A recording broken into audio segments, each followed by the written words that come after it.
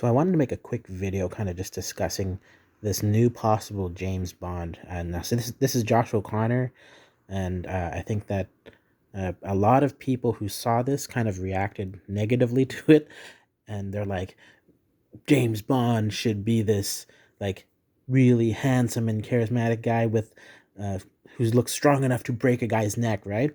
And I think that that's the wrong point of view because I think that you're thinking of James Bond purely as an action hero, when primarily James Bond is actually a secret agent, a spy.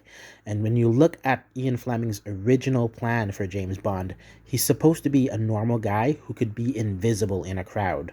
And if you look at the original like drawings he has for him, or the original person he wanted to cast when he was writing his book and stuff, you can see that Josh O'Connor is actually a good guy for the role. This guy, he's not as weak as you guys may think he is. I think that he can look like a certain way if he wanted to.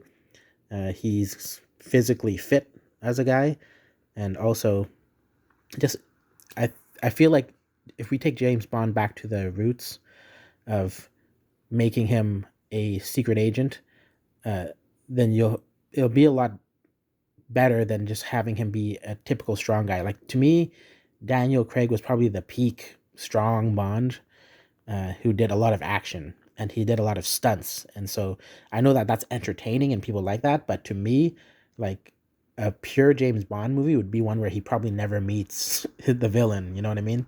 One where he just goes in and out and does things with as few moves as possible. And so just considering that style of James Bond, and I'm sure there's like plenty of source material to look at where he does do a lot of action anyways. But I think just taking James Bond back to the roots and going for this core for a more subtle version of Bond would be way better.